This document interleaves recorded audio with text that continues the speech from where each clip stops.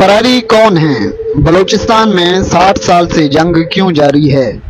पाकिस्तान के सबसे बड़े सूबे बलूचिस्तान के इन दुश्वार गुजार पहाड़ों में एक ऐसी जंग लड़ी जा रही है जो सिर्फ चंद महीनों या चंद बरसों की नहीं बल्कि 6 दहाइयों से ज्यादा पुरानी है।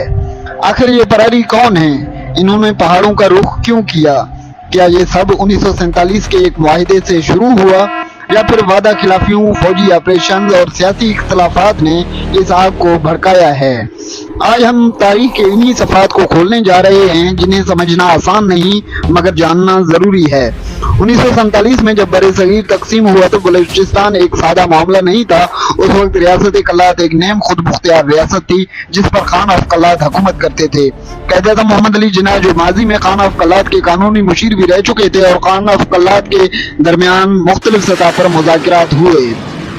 11 अगस्त 1947 को एक मुआहदा सामने आया जिसमें कल्लात की अलग हैसियत का जिक्र किया गया, जबकि पाकिस्तान और कल्लात के ताल्लुकात पर मजीद मुज़ाकरात जारी रखने पर इत्तफाक हुआ।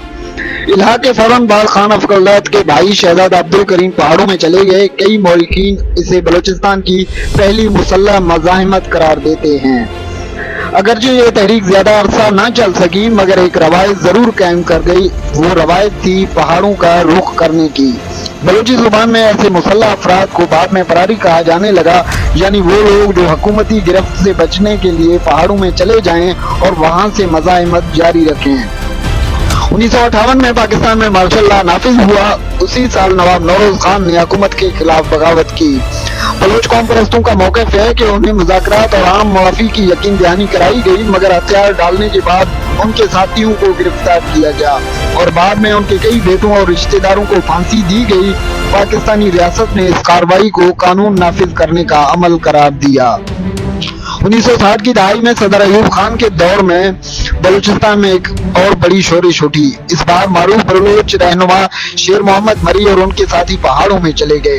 इस दौर में परारी का लफ्ज पूरे बलूचिस्तान में ज्यादा मशहूर हुआ। बलूच कौम परस्त वसाइल, खुद मुख्तियारी और सियासी हकूक का मुतालबा कर रहे थे।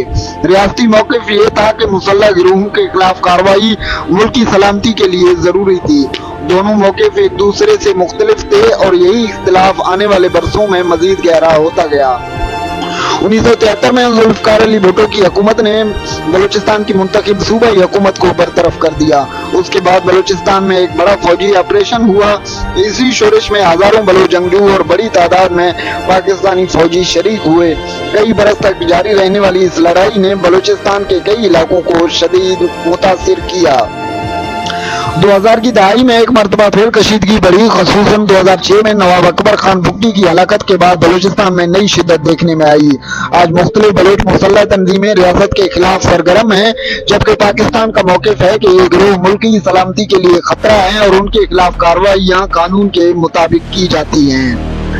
60 साल गुजर गए, नस्लें बदल गई, हुकूमतें बदल गई, फौजी ऑपरेशन भी हुए, अमन मुज़ाकरात भी, लेकिन बलूचिस्तान का मसला आज भी मुकम्मल तौर पर हल ना हो सका।